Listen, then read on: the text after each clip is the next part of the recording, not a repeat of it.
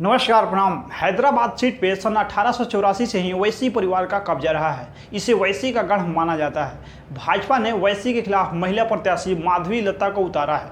सनातन के खिलाफ आक्रामक रहने वाले असदुद्दीन ओवैसी के परिवार का 40 साल पुराना सियासी किला भेदने के लिए भाजपा ने फायर ब्रांड माधवी लता को हैदराबाद से उतारा है।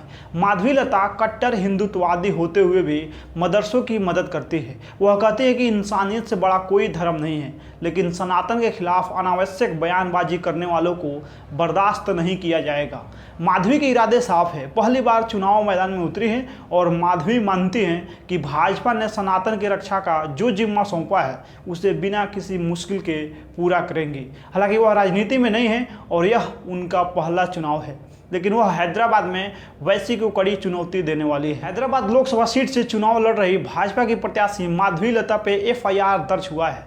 बताया जा रहा है कि मलकपेट पुलिस स्टेशन में यह केस दर्ज किया गया है। दरअसल एक वीडियो सामने आया है जिसमें भाजपा उम्मीदवार को बूथ के अंदर मुस्लिम महिलाओं से बुर्का हटाने और अपने मतदाता का पहचान पत्र की जांच करने के साथ खुद की पहचान बताने के लिए कहते हुए देखा जा सकता है। इसी वीडियो को लेकर हंगामा शुरू हो गया है क्योंकि वह महिलाओं के बुर्का को हटवा रही थी।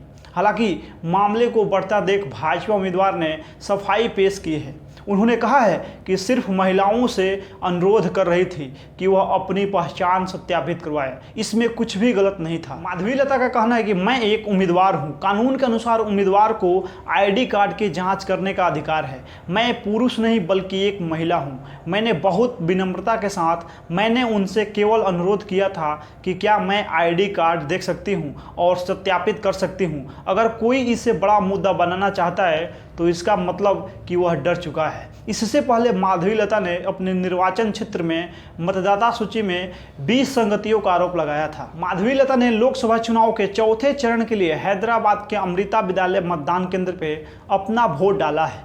वोट डालने के बाद उन्होंने कहा था कि मैं यही कहना चाहूँगी कि आपका ये कदम सिर्फ हैदराबाद और तेलंगाना को नहीं बल्कि देश को आगे लेकर जाएगा। इससे तेलंगाना का विकास तो होगा ही, साथ ही देश की अर्थव्यवस्था को 5वीं से पहले नंबर पे ले जाएगा। हैदराबाद सीट पे सन 1884 से ही वैसी परिवार का कब्जा रहा है। इसे वैसी का गढ़ माना जाता है। असदुद्दीन ओवैसी के पिता सुल्तान सलाउद्दीन ओवैसी 1984 में पहली बार इस सीट से सांसद बने थे और 2004 तक वह सांसद रहे और इसके बाद अब यह सीट असदुद्दीन ओवैसी के पास है। माधवी लता ने टिकट मिलने के बाद यहां तक दावा किया है कि वैसी को उनके ही गढ़ में 1.5 लाख वोट से हराकर संसद से बाहर करेंगी और लोकतंत्र के मंदिर में हैदराबाद का प्रतिनिधित्व करने जाएंगी। माधवी लता कहती है कि अब तक जिस धोखे से वैसे जीतते आए हैं, इस बार उनका यह बोगस वोट बैंक काम नहीं आएगा। अगर हिंदू भाई बहन एक हो गए तो वैसी भाई के लिए बहुत मुश्किल हो जाएगी। जब बात धर्म और आस्था की आती है तो विरोध करने वालों के लिए लेडी सिंघम से कम नहीं है। तेज तरार तर्कों और बुलंद अंदाज से वह दिग्गजों को खामोश करने का दमखम रखती है। माधवी लता तेलुगु व तमिल फिल्मों में भी काम कर चुकी है। माधवी लता पुराने हैदराबाद में गरीब मुस्लिम परिवारों को शिक्षा और मदद देने के लिए कड़ी मेहनत करती है। साथ ही मुस्लिम परिवारों में बेटियों को बार बार बेचने की प्रथा के खिलाफ भी आवाज़ बुलंद करती है। माधवी लता एक घटना का जिक्र करती है जिसमें एक लड़की की 18वीं शादी होती है। उसके घर वाले अरब के 70 साल के बुजुर्ग से उसकी शादी करा रहे थे।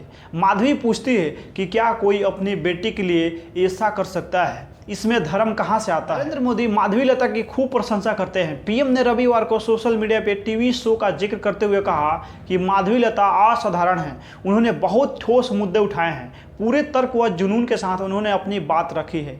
माधवी लता कहती है कि पीएम नरेंद्र मोदी ने मुझे जाने बिना टिकट दे दिया। उन्हें भरोसा है कि मैं ओवैसी को टक्कर दे सकती हूं। इससे अधिक पारदर्शी राजनीति क्या हो सकती है। असदुद्दीन ओवैसी की पार्टी AIMIM ने सोशल मीडिया पर लिखा कि ये चुनाव आचार संहिता का उल्लंघन है। हैदराबाद से बीजेपी उम्मीदवार मतदान केंद्र में मुस्लिम महिलाओं को प्रताड़ित कर रहे हैं और उनकी बॉडी शेमिंग कर रहे हैं। महिला आयोग को इस पे एक्शन लेना चाहिए। हैदराबाद सीट पे माधवी लता के सामने वैसी है और वैसी 2004 से हैदराबाद सीट से AIMIM से सांसद है। अभी माधवी लता भले ही मुस्लिम महिलाओं के नकाब हटवाने के मुद्दे पे घिरी हों, मगर वो मुस्लिम महिलाओं के बीच अपनी अच्छी पहुंच होने का दावा करती रही हैं। और माधवी लता से कुछ दिन पहले पूछा गया था कि क्या मुसलमान वोटर उन्हें चुनेंगे, तो माधवी लता बोली थी कि मुसलमान हमको बराबर वोट देंगे, लेकिन हम उसके लिए काम नहीं कर रहे हैं। हैदराबाद की राजनीति इतनी सेकुलर है कि बेचारे मुसलमान भी उतना ही गरीब है जितना कि हिंदू है। इस रिपोर्ट में ये भी कहा गया था कि माधवी लता के मुस्लिम महिलाओं के बीच काम को देखते हुए बीजेपी ने माधवी लता को टिकट दिया है। बीजेपी ने जब से माधवी लता को हैदराबाद सीट से उम्मीदवार बनाने का ऐलान किया, तब से वो चर्चाओं में बनी हुई हैं। अप्रैल महीने में रामनवमी के मौके पे माधवी लता ने मस्जिद की तरफ इशारे से तीर छोड़ने का अभिनय किया था। विवाद बढ़ने के बाद माधवी के खिलाफ FIR दर्ज की गई थी। माधवी लता ने कहा था कि कोई तीर नहीं था, जैसे दिवाली में पटाखे जलाए जाते हैं वैसे ही रामनवमी के मौके पे हमने तीर चलाया था। हमने जहां तीर चलाया वहां कोई भी मस्जिद नहीं था।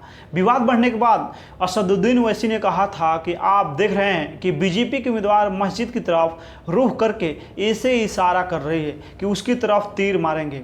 ओवैसी ने आरोप लगाया था कि तुम काल्पनिक तीर चलाओ, हम तुम्हारे तीर का जवाब मोहब्बत से देंगे।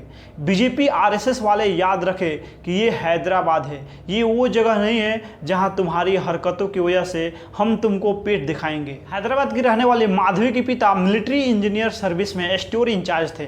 माधवी लता को अच्छा वक्ता भी माना जाता है और PM नरेंद्र मोदी ने भी माधवी लता के एक इंटरव्यू की तारीफ करते हुए सोशल मीडिया पोस्ट की थी।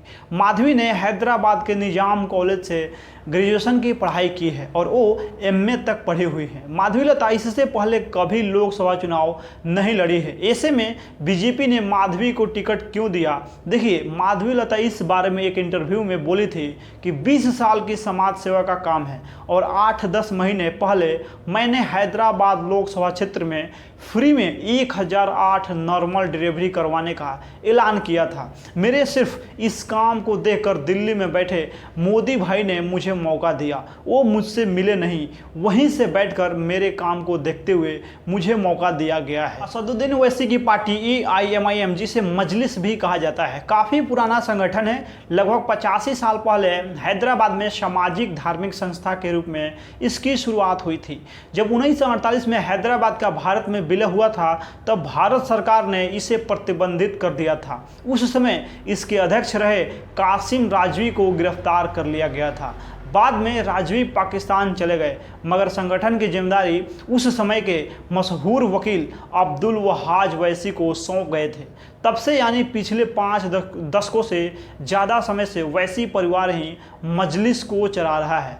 1957 में मजलिस को राजनीतिक पार्टी के तौर पर बहाल किया गया। इसके नाम में ऑल इंडिया जोड़ा गया और इसका संविधान भी बदला गया। अब्दुल वहाद ओवैसी के बाद 1976 में पार्टी की जिम्मेदारी उनकी बेटे सलाहुद्दीन ओवैसी को मिली। सलाहुद्दीन ओवैसी साल 2004 तक लगातार कई चुनाव जीतते हुए हैदराबाद के सांसद रहे। अब सलाहुद्दीन ओवैसी के बेटे असदुद्दीन ओवैसी पार्टी के अध्यक्ष और हैदराबाद से सांसद है। उनके छोटे भाई अकबरुद्दीन ओवैसी विधानसभा में प्रोटेम स्पीकर है। असदुद्दीन ओवैसी साल 2004 में पहली बार हैदराबाद सीट से जीतकर संसद पहुंचे थे। 2024 चुनाव में वैसी 5वीं बार चुनावी मैदान में है और इस बार उनके सामने माधवी लता है। वोट डाले जा चुके हैं, 4 जून को नतीजे आएंगे। बाकी इस वीडियो में आप लोग अपना प्रतिक्रिया दे दीजिए। मिलते हैं हम अगला वीडियो में। बहुत बहुत धन्यवाद।